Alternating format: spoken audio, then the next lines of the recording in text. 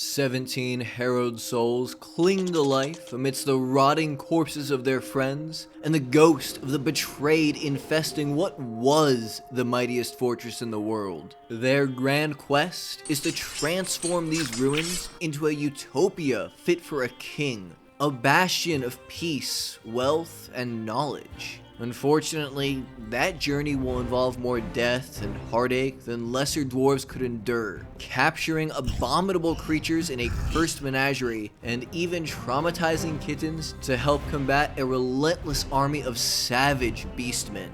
Will they succeed, or will Kulwalrumtar join the hundreds of cities crushed by their former lust for power? Safety must be first. Only 4 of the once 80 great soldiers are left, and so walls are added to keep the many threats that linger in the depths out of the fortress proper. The already ill-spirited workers trudge through miasma that tears at their weak wills. The stuff seeps from rotting corpses littering every floor of their home that must be either respectfully buried in somber tombs or dropped in the searing lava far below the fortress with their trash. It's less respectful, but much quicker. There's junk strewn about the fortress from the chaotic final few years of the Great War that left them in this shape. But there are more pressing matters to focus on. The undead that haunt this place, ruining workstations and dragging moods into the depths with them, will only rest peacefully-ish when their lives are properly honored with engraved stone slabs placed in what was supposed to be a grand bazaar, but is instead a grand mausoleum. Migrants arrive despite the fort's rocky history and are given a proper introduction by the beating wings of giant agitated birds that drive them down into rot-filled tunnels and cause their moods to start souring within a week. Most are desperate souls, hoping to find the family members and loved ones that joined the war effort years ago. Their extra hands will help in some of the fort's efforts, but there are risks. The fortress is still wealthy from what was made to win the Great War, and so face threats made to match a fort of hundreds, not dozens. The first is a forgotten beast, a terrifying creature of legend, which is quickly set upon by the hundreds of beastly ant people in the caverns outside Kulwalrumtar that killed dozens of dwarves and forced the city to wall itself away from its little foray into the depths so many years ago. Retaking these resource-rich caves is a long-term goal, fit for a fortress that can afford a military and not one that has to wall itself in on every level, but it is a goal that will be accomplished in time. Though progress on honoring the dead to help them pass on to the next life continues, it's always 3 steps forward and 1 back. Civilians die in the hospital when giant agitated bugs break in. The affronts against elves continue drawing similar beasts that are a constant threat to anyone on the surface or near the fort's entrance. The few soldiers left in the neutral rags, the most feared squad in the world, which orchestrated the Great War and won most of the battles, start training at the entrance to stem the flood of beasts that managed to break in. Depression understandably swirls. It's been less than a month since migrants arrived, and most are furious. Children throw raging tantrums, while crafters make legendary flasks so they can sneak booze into their daily routine. The first drink is instead poured out for soldiers that some hoped were simply taking the long way home. These legendary heroes of old are the stuff of myths, but it's been a season since they went missing, and it's time to stop playing pretend and imagining they were just held up but are still on their way.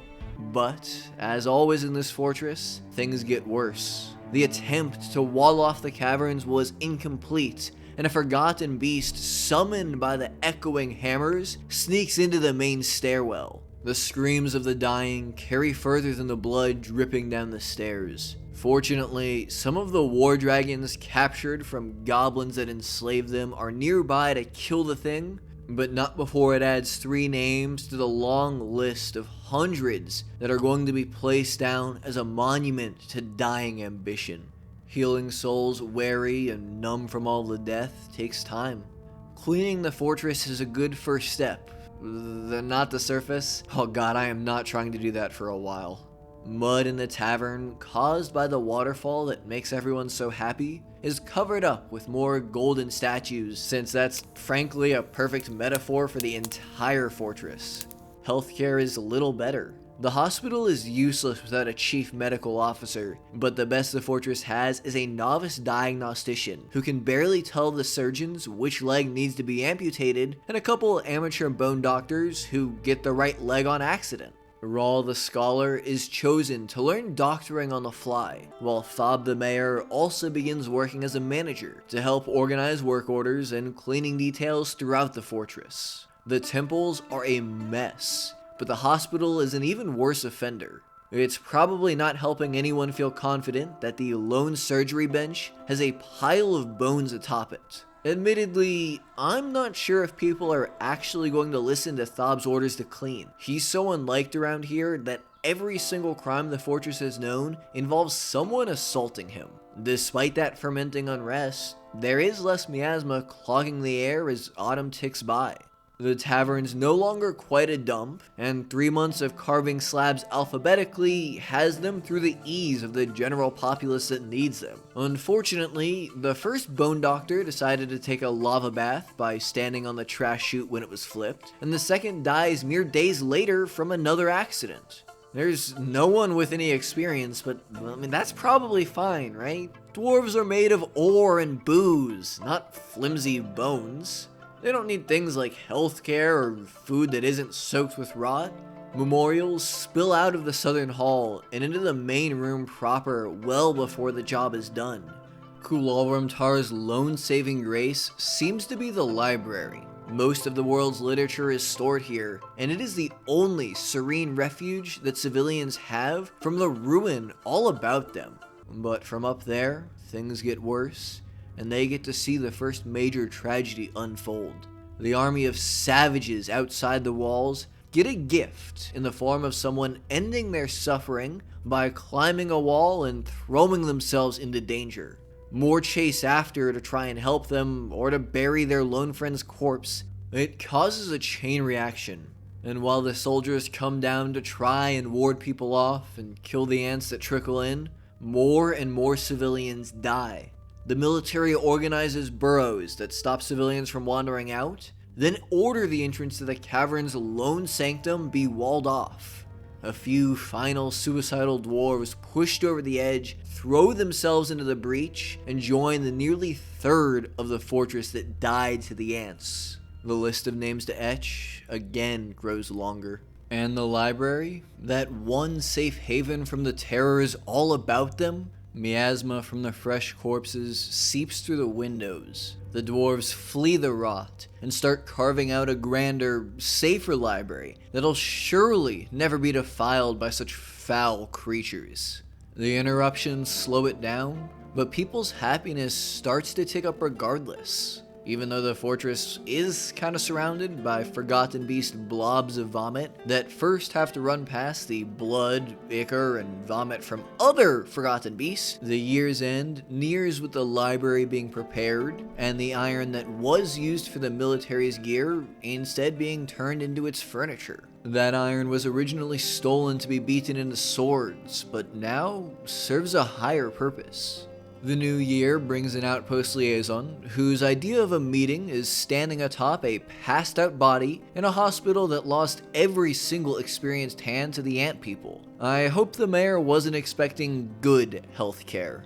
At least those that don't have their eyes poked out by an inexperienced surgeon can appreciate the library's furnishment, though instead of writing medical textbooks like they should be doing there, the inexperienced doctor that still has the gall to call themselves one is starting fistfights.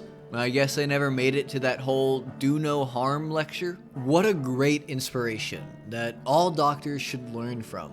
Kinda relevant. This video took such a long time, in large part because I was busy defending my doctoral thesis. I'm not including this to humble brag, it's just an overly elaborate way to set up this mediocre joke, where I tell you to go like this video and have it technically be just what the doctor ordered. The new library instead immediately sees use by dwarves desperate to unwind. It's expanded to accommodate more of the huge boom in population that a fresh migrant wave brings.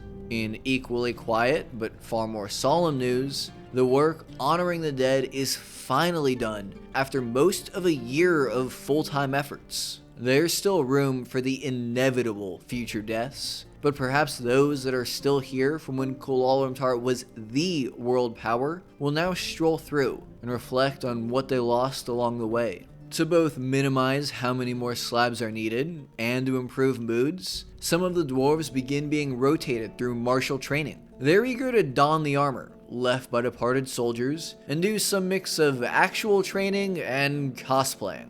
The dried blood is just there to make it more authentic. Other dwarves, eager to use their hands to make something nice, use stockpiled cloth and create clothing they're eager to wear, in part because their clothes are bloody from attack after attack. The booming library assigns both war veterans and those with interesting skills alike as scholars. They'll hopefully be able to chronicle their experiences for everyone to enjoy. To make sure there's plenty to write on, marble is turned into quicklime that's then milked, and don't ask how a stone is milked, to make parchment from the skin of beasts looted and killed in the Great War. There's something just inherently delightful about turning the fruits of conquest into the seeds of knowledge. A taller and closer garbage chute near the heart of the fortress gets its first use and produces a puff of sweet, sweet toxic fumes. More temples are built closer to the stairs to pray for those lost to standing atop the chute when the lever's pulled. In addition to not finding time to pray, the most common complaints the dwarves have are a lack of family or friends, mostly because their cherished fellows died in the Great War and they came here looking for them.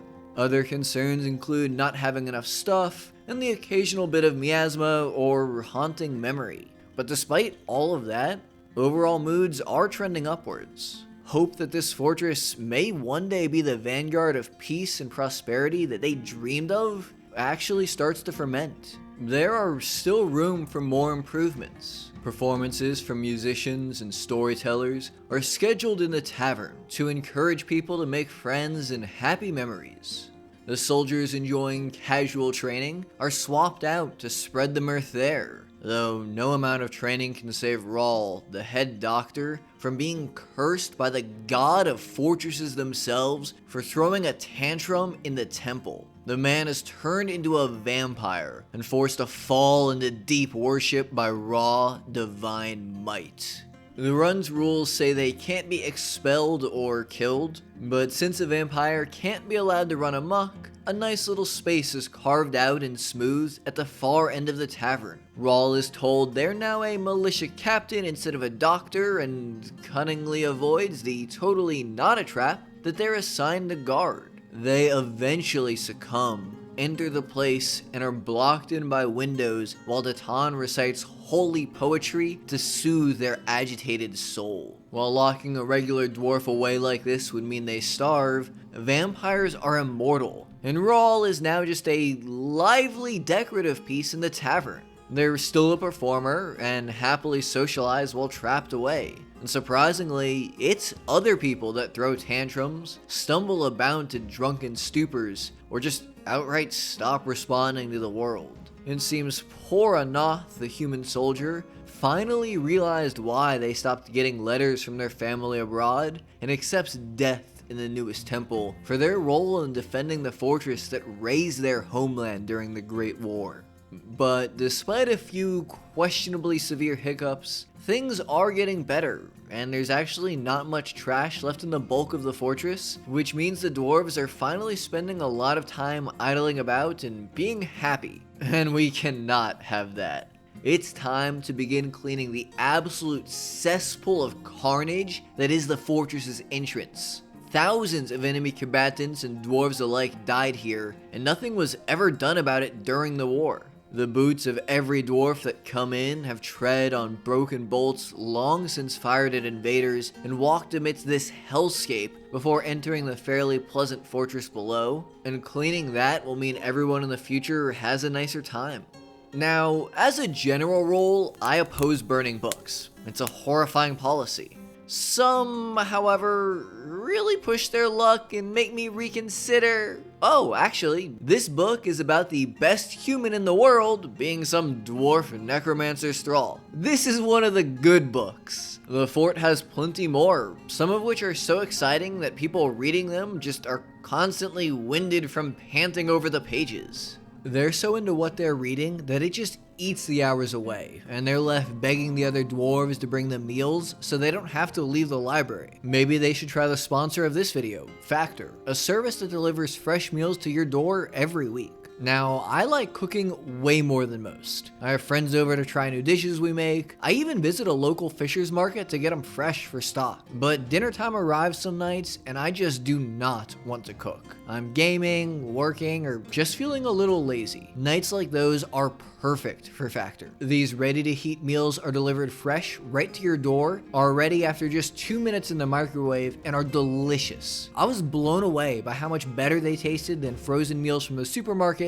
and how fresh the veggies were. There's no cleanup and no prepping either in your kitchen or at the grocery store. You choose from dozens of meals with the nutritional information right in front of you, which makes hitting your macros super easy. Something I appreciate because as much as I like playing beach volleyball, I am not tall, and I've learned that spending as much time in the kitchen as I spend in the gym is critical.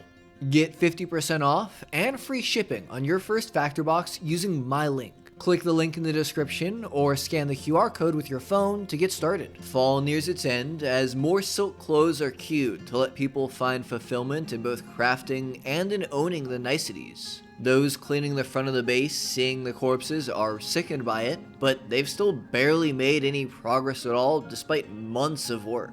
There are literal years of this ahead, necessitating time off from the harrowing cleaning to do more wholesome work below ground. While letting everyone carve stone doesn't lead to as many high-quality engravings made by masters of the craft, their imperfections add character to the carvings and give them a chance to make the friends while they work that they all desperately need. Winter's arrival is heralded along, while the fortress has more happy citizens than sad ones for the first time in over 8 years here. The training squads continue rotating members every half year as the library's second and third levels are dug out so that they can be decorated, though more human ghosts are arising. Fortunately, Koloramtar knows how to deal with ghosts, and humans too, seeing as a deposed human baroness sleeps on the ground in the temple instead of in the plentiful, pleasant bedrooms or the more functional but still effective dormitory.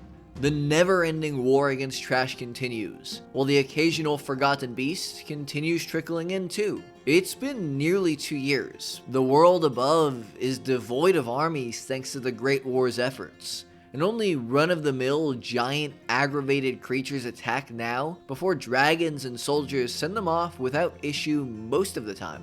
I'd expected titans and colossi that don't seem to have survived the legendary armies of yore marching about the world. It's safe enough and the fort is nice enough that royalty resumed the occasional trek across the world to visit. Dwarves even start being hopeful enough about the future that they resume having children. New religions that are less creepy than the formerly dominant bronze cult want temples. Roads in a plaza are paved from stone bricks to convince dwarves to clean up the vomit that seeing all the carnage and dead corpses makes them spew. This place might be the biggest affront against life and decency in the entire world, although the caverns are in contention for the spot too.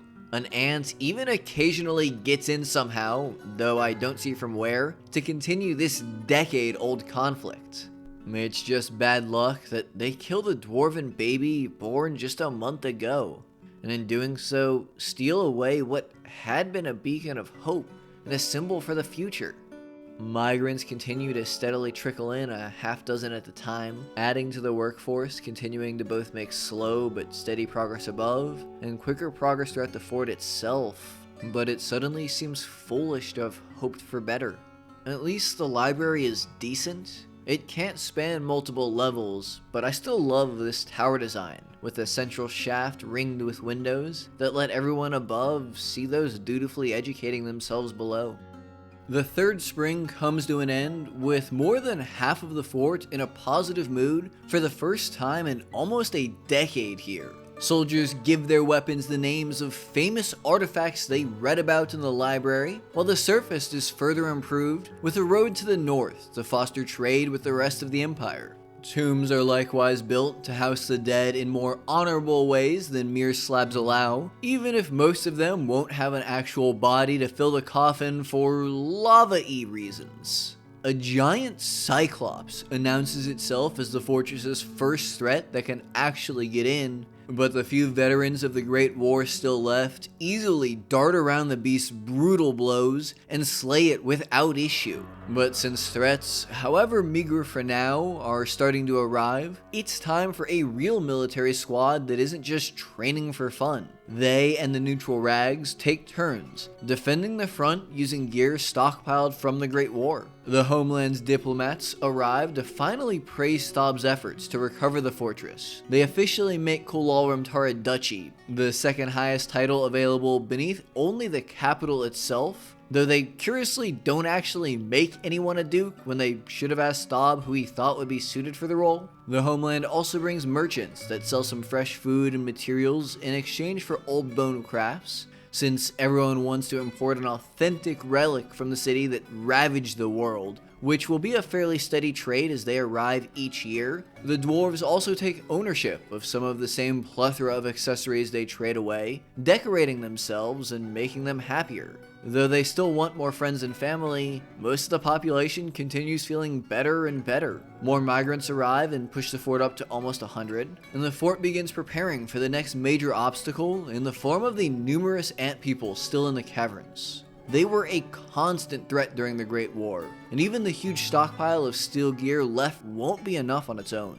Though forgotten beasts made of grime and filth can't get in, the soldiers need a defensive bastion from which to thin out the ants' numbers. In a straight fight, they would be destroyed, and so instead a space is carved that has side corridors for archers to provide covering fire from, and long corridors that'll fit drawbridges controlled from a master room near the entrance. A pressure plate is built and connected to bridges to make it all a potent trap, though it might not trigger on ant people. They're fairly small, and so I'm not really sure if they're going to be lumped in with rodent people who just don't quite weigh enough to depress the button. While the hopefully effective trap is constructed and planned, clear space further into the fortress is converted into an archery range to allow for training of a fresh crossbow squad made of those that have picked up some basic fighting talent from when they trained for fun. Crossbow dwarves were amazing at handling the ant people before, and so quickly get to work on ruining that sterling reputation by doing a lot of training that doesn't involve their weapons. At least the rest of the fortress is notably more learned. The renowned scholar Fath tutors the head of medicine to hopefully help them realize that blood is actually supposed to stay on the inside. The library houses almost 200 books, including well over 100 copies made by the incredible scribe Ural, who now understands much of the world itself and might be the most knowledgeable person across every city. The Empire's scholars even come to try and learn from them and the books they've made. Moods are better than ever, in sharp contrast to their rocky start and their temporary stumbles. Only one person is furious, and that's because they value family members they came to find that are long since dead. Even the captured vampire Rawl is in a better mood than they are. That goodwill continues being used to clear out more and more of the graveyard that is the entrance above ground, while the entrance in the cavern is finally finished by linking that pressure plate to nearby bridges. As a sign of confidence in it, civilians also begin building tombs. It's fine, don't worry about it. Soldiers prepare for the fight. Archers move into position, overseeing the entrance, while melee soldiers head to the bunker to clean up stragglers that manage to get past both bolts and the traps. After a bit of finagling to get the archers on the right side of the fortifications, miners open up the caverns proper. The sound of picks breaking long-held stone is the metaphorical dinner bell for the cavern's dwellers. But it doesn't go well. Right off the bat, ant people refuse to heed the call, while neat freaks instead take advantage of the fact that they're fresh enough to not have been assigned a barrow yet, and take off into the caverns. They see an ant person and flee, Not back to the guarded entrance, of course, but to the north, where they'll find no salvation. Others try to do the same, either to clean or to recover Erdem's corpse, though they stirred up the hive and most civilians are left fleeing in terror. Some of the archers shoot away, though it only slows the mass of ants down slightly. An ant in the lead hits the pressure plate, flipping the bridges up and disorienting those there. They're forced to stay perfectly still until the bridges slam back down, mashing them into nothing without even leaving a mess. It's perfect. But I am not. People keep trying to go clean the caverns before being scared off because I kinda didn't realize I hadn't assigned the newcomers to a burrow for a while. Archers and traps do put in work, killing hundreds of the amassed invaders in minutes, though the ants are somehow squished through fortifications and into the crossbow squads, forcing them to flee and abandon their position. A couple stay behind to buy time for their friends and die for it, despite melee soldiers trying to charge in and help them. Bad becomes worse, as stirred up ants sneak in elsewhere in the base. Another few civilians die because the military is engaged at the front and only slowly come back to help.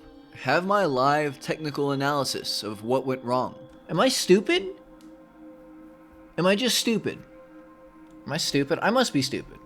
15 die before long, and though far more ant people drop, there seem to be an endless horde of them in the depths of the caverns. Worse becomes terrible. Closed gates meant to seal the caverns still let people out through the diagonal space I somehow never remember even after 1,000 hours in this game.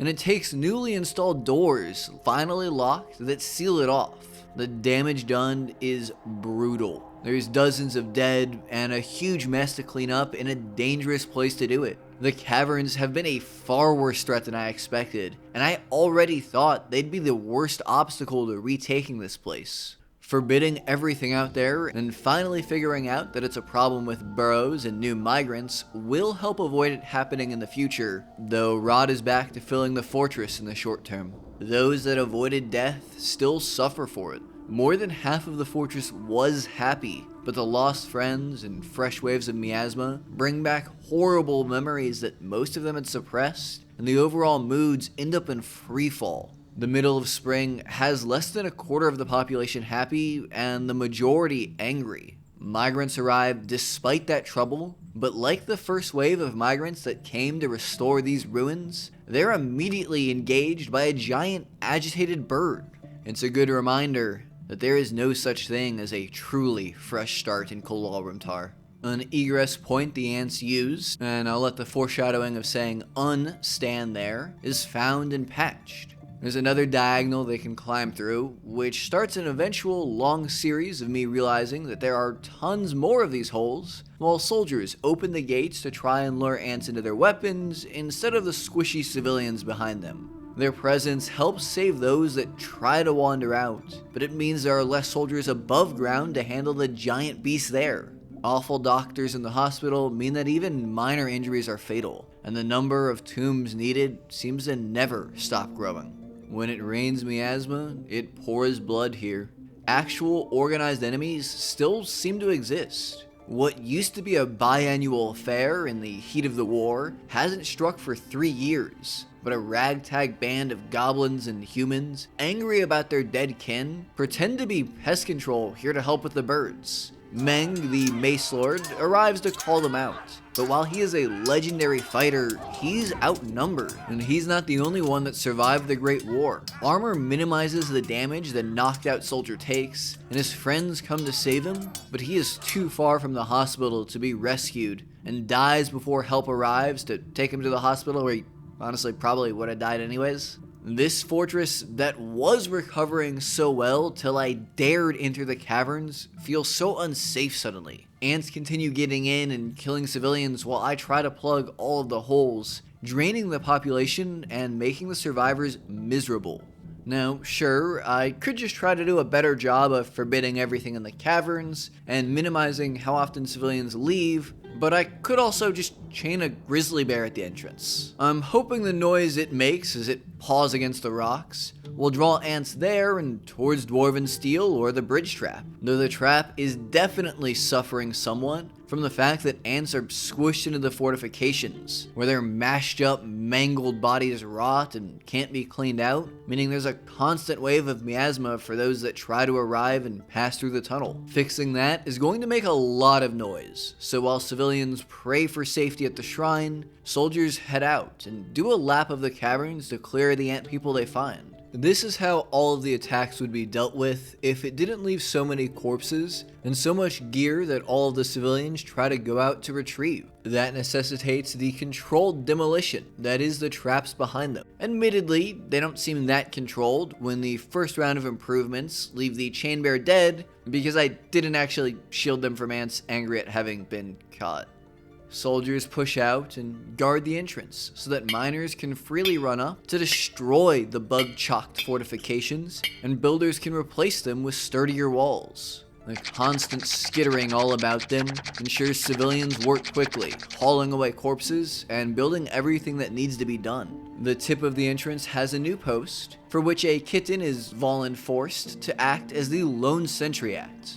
In the end, all of the work is done without incident, and the soldiers pull back, giving civilians downtime to hopefully start soothing their disheartened spirits with music and new friends. Though we've been outmatched by the constant attacks and rotting corpses, the Homeland's liaisons aren't told that we're playing whack-a-hole to stop the ants. The diplomat is instead shown that the entrance has been both partially cleaned out and is bustling with activity instead of the real danger down below. The best that can seem to be done is to have a new squad of soldiers that train where most of the ants seem to be breaking in. We can then say that letting them in isn't a mistake, it's just enhanced live training. The saving grace on this foray into the caverns is that the entrance seems to be working, though the kitten is not happy about it. We don't really feed them, and they're left frantically leaping back and forth on the 3 tiles they can access that is their entire life now. To be fair, it's not like most of the fortress isn't terrified and or traumatized, so I don't think this really counts as abusing animals. The attacks from angry outsiders are comparatively simple to deal with, honestly, and the neutral rags cleans them up despite only having 2 soldiers in the entire squad. Compare that to the ants, which sometimes manage to run all the way to the top of the 100 Z-level spanning fortress before dying at times. It takes a while, most of which I cut out during editing, but I do eventually tip the scales back in Kulorumtar's favor by finding the final hidden entrance and blocking it off. The relative peace that follows as all of the ants die to the trap and to soldiers when they do manage to sneak past doesn't stop lingering trauma and depression from driving some to wander the caverns that haunt them until they die. More projects are needed to give the dwarves something to do while we fix those tumultuous moods. Engravers carve great tales of even grander fights into the cavern's entrance to motivate the military there, while others smooth more and more of the fortress. Scholars continue their wizened pursuits with new apprentices, and the fort continues its habits of driving human nobles to their suicidal deaths. It's not weird, but I mean, we do have 2 nickels now, so Their little journey stirs up an attack that dies under the kitten's watchful eye, but does little more to disrupt the mirth fermenting in the taverns, a near-learned utopia in the library, and due remorse in the catacombs. It's a sharp contrast to the hell found just beyond the walls and in the hospital, where dwarves wait 2 years to be seen by an incompetent doctor, or just follow the American tradition of dropping dead without healthcare. It's not just doctors that are adding to the tombs to be carved, though. The captain of the guard's bad mood makes them go berserk, and they beat a civilian to death, which isn't a crime. To be fair, a brutal police state where you can just be murdered for nothing is still technically a slight upgrade from genocidal warmonger, so Kulorumtar is still slowly improving. Emphasis on slowly. Migrants find fights almost the moment they arrive, but given how quickly the newcomers pour into the caverns in the 2.17 nanoseconds before I assign them to the barrow, the main danger seems to be their own stupidity. Instead of bread and circuses, the masses are allowed to improve their own bedrooms with artistic engravings, and to hear stories about another tiny squad of enemies that throw themselves at the last super soldier in the world. The neutral ranks is down to just one, but Datan shows what veterancy means by fending off the attacks in a flurry of bone-crushing blows. Down below, the Guardian Kitten stops any of the soldiers from having to repeat Datan's feat. The only problem seems to be that only some of the ants are triggering the trap. I knew they were on the cusp of being heavy enough for it, and this has me wondering if some of the younger ones are just slightly too small. If you're more familiar with this, please leave a comment letting me know why it seems to be a toss-up of whether or not the ants can safely pass it. There is another problem in this definitively peccable fortress, and that's that there's too much death. Other than the obvious way, I don't mean kids playing atop piles of corpses after dumping a fresh one. I mean that the growing litany of tombs means that there are so many corpses to bury, which is such a high priority for civilians, that other tasks like dumping rotting ant parts get continually interrupted and work slows to a crawl. I tried fiddling with the game's hauling priorities, but it didn't really seem to work, as those that don't have the ability to haul corpses assigned still try to. You can actually see the game stuttering every few seconds as it tries to figure out how to get to body parts no one can access in the caverns outside their barrows. Filling tombs will unfortunately have to wait till the caverns are ours once more. And given that one tile in the tavern has 7 different kinds of blood on it, and ghosts have to be staved off by mass slab production once more, that seems far off. The way moods only slowly improve is equally unsurprising, but despite that, the fort is elevated to a duchy. Again? But just like before, there's no appointed duke to accompany it. Perhaps that indignity is what makes a clothier beat someone to death in anger. So, I guess maybe denying Kulalumtar a duke is kind of fair. It does have an obviously apparent bloody history, despite ongoing attempts to clean it up whenever moods aren't super awful. And speaking of, I have good news. We are no longer traumatizing a kitten. It's now a fully adult cat, which, I mean, again, slightly better. The 5th winter arrives, as does a vile force of goblins and twisted dwarves that are weak enough to easily be handled by a new line of soldiers in the unesteemed crowded figures. It seems like though the world was entirely conquered by dwarves before this restoration effort began, a few roving bands of goblins and humans that had no home of their own managed to subjugate a couple of holdings. It's either that or the fistfight in a temple that leads to another dwarf being cursed, though the nature of it isn't obvious like it was with Rawl the Vampire. They're beaten into submission and moved to the hospital. I plan to keep an eye on them and move them to a cell as soon as they're healed, which might seem harsh until you realize they did murder 3 people, but then I promptly forget. What's the worst that could happen? But yeah, that one's on me. The full moon rose, and they turned into a Loris? Hold on. They turned into whatever that is, and then attacked everyone in the library, though a scholar with an axe took the no loud noises policy very seriously and stopped the threat. More peasants bit the creature than it bit, but the 3 it got a hold of are given an impromptu promotion to soldiers. They're told to ignore their injuries and report for stationing. One does bleed out from their injuries, but it's not like they would have fared better in the hospital, so it's not like I really did a bad thing. The other 2 go inspect a new expansion to the library, while beautiful windows are built behind them just in time for another full moon to come out and prove the suspicions justified. They were in the library during the original attack because they enjoy being there, and now they get to be there until everything the dwarves built decays to dust. They and Rawl could be good friends in a few millennia. With lone ants continuing to sneak into the soldiers, though thankfully not into the fortress proper, I'm starting to think it's a result of the lone cat guardian napping.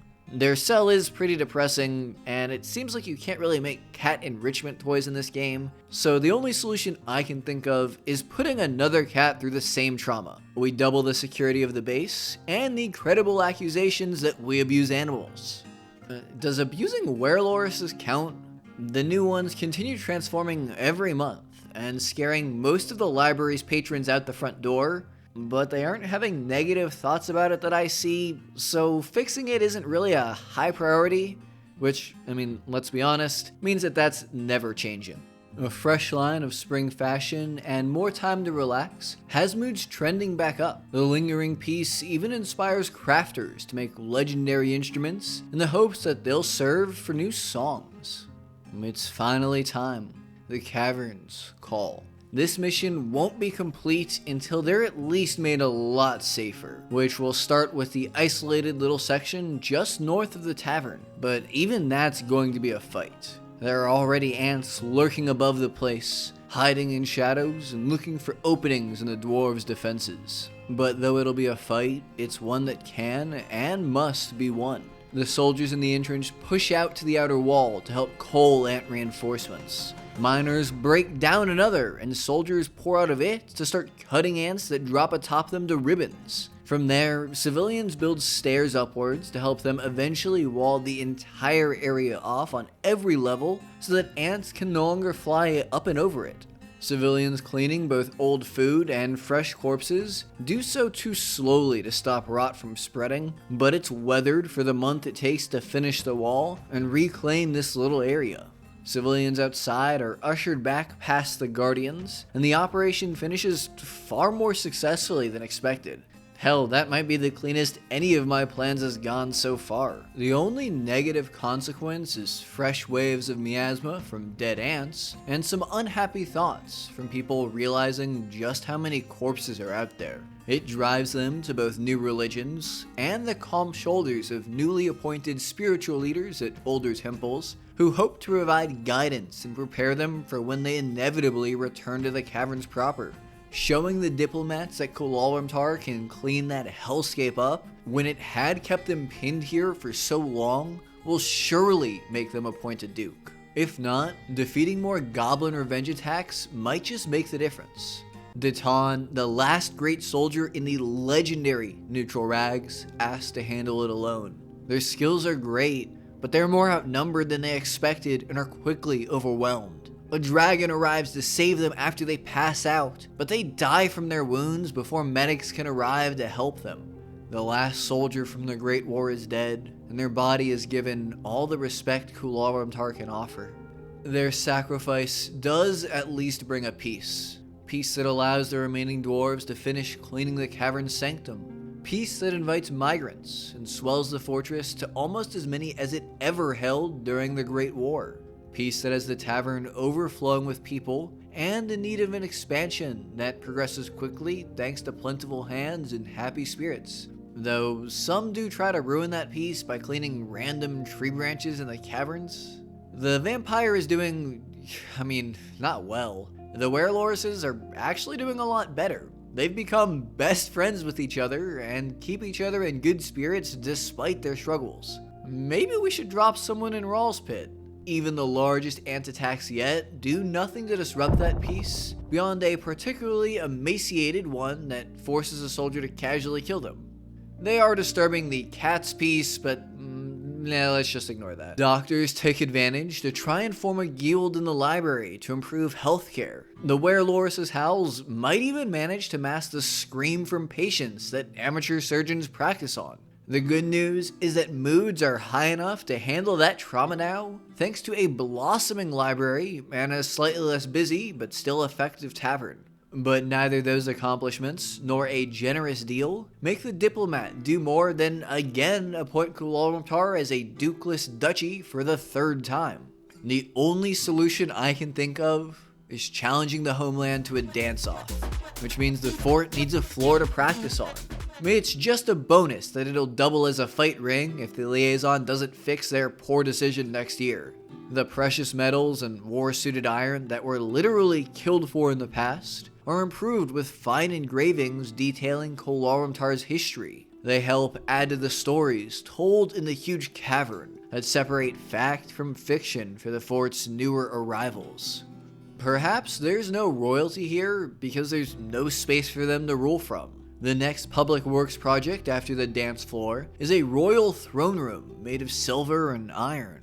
The stockpile of the latter, originally massed during the Great War, is half depleted in days. None of it is needed to improve the steel gear mostly made during that era of uncertainty that's constantly used to defend from the ever more frequent attacks now.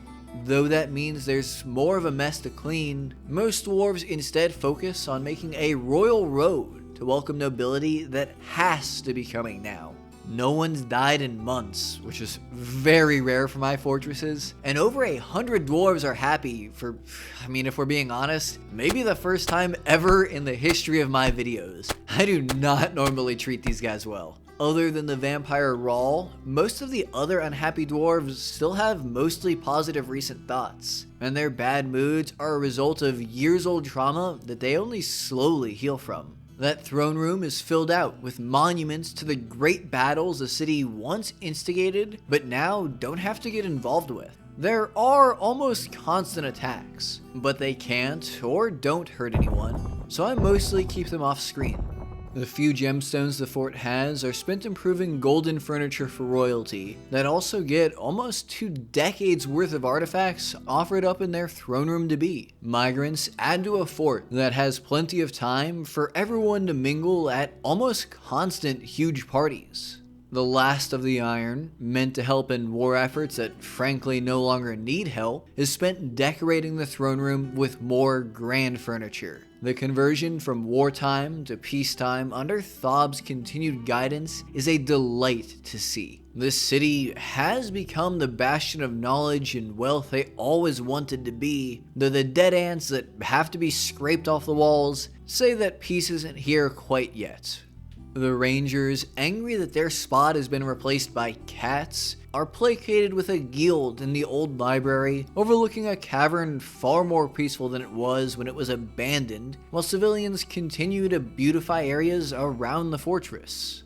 When this adventure started, there were 17 unhappy dwarves, and while there still are, there are now over 130 happy ones, showing them that it's a them problem and or a lasting trauma issue. A dozen forgotten beasts have died to ants without a single one breaking into the fort since it was reclaimed, but after briefly stopping to catch their breath near the cats, one finally does manage to get in. The noxious secretions are ostensibly a threat in close quarters, but troops trained on the vicious ants cut it to ribbons before they ingest a truly dangerous dose. Everything's handled without injury, a fact Thob would proudly tell the liaison if he wasn't busy snubbing them for continuing to rebuff the fortress. The mayor eventually caves and makes the usual trade of some random supplies for old bins of carefully carved bones, while the liaison tells him that the place is worth $3.5 million. It's well above what's drawn the king to a new capital before, and yet the throne room sits unused. Further improvements distract the fort and give everyone productive outlets that aren't cleaning the caved-in skulls of foreign attackers from the grass above. The sight of so many at once continues to make a few of the more sensitive civilians vomit, though someone is surprisingly into that. Just pave over all of it. Boots from the king's men should sound over paved stone, not everything else here. As hopeful as the lookouts are for them though, winter passes with little more than the faint echoes of bridges slamming more and more ants into nothing. Since tombs have continued being improved for when they can be reinstated, and the caverns seem more accessible than ever, it's time to heed their call. Having another squad to help manage all of the entrances would be really nice, but that would require a new military commander atop the neutral rags, and that spot is definitely staying empty to honor the great soldiers that once filled it out. Instead, squads that have been alternating training are all called to serve at once, and their barracks are shifted about to cover every entrance. Miners breach the caverns that were abandoned long ago, and soldiers charge out into them to protect civilians. The resources and corpses left to gather dust and spores for years are retrieved. Better still, it lets the 356 coffins that had to be abandoned because it ruined work priorities be once again marked and start to be filled with the corpses strewn about the caverns in what might be the most hardcore spring cleaning ever done. Most of the little graves will never be filled because the lava chute was used, some would say excessively, but the few closed lids available are a sign of progress that many thought would never come. It's dangerous work. Ants lurk everywhere. There are fights, and those soldiers win. They take injuries now that it's no longer a full squad fighting one ant at a time like it was in the Bastion. Civilians continue cleaning carefully, each section marked and handled before moving on to the next. But that unfortunately gives rot time to accrue, and it still isn't enough to protect everyone. Ants lurking nearby provoke a fight that has soldiers and civilians alike charging into the tides. Some manage to swim out of the choppy waters churned up by the ants, but half a dozen die in the depths. Elsewhere, the wounded bleed out before medics can save them. The caverns seem to be just as dangerous as they were when Kulalramtar originally walled them off, and the current preparations have been largely insufficient. Civilians finish cleaning up what ground's already been secured, but the majority of the caverns go untouched, and the bridge in is eventually lifted to once more prohibit them. Despite all of that danger, migrants arrive without it being despite the danger, and boost the population up to just shy of 200, which might be as many as I've had in any of my fortresses. The homeland is clearly hearing about the greatness of the city, but royalty refuses to heed the call. Maybe because this fort is a hotbed of violence, and death is just one unlucky accident or one hole in the wall away. The new round of slabs are proof of that, and they tank moods. Those spirits were high enough that the dip doesn't lead to more tantrums or brawls, while time is spent doing more wholesome activities to buoy moods back up. The provocation in the caverns draws more violent attacks from the ants throughout the entirety of the summer, though a miscommunication about where squads can train means that some actually break in and kill someone for the first time in years.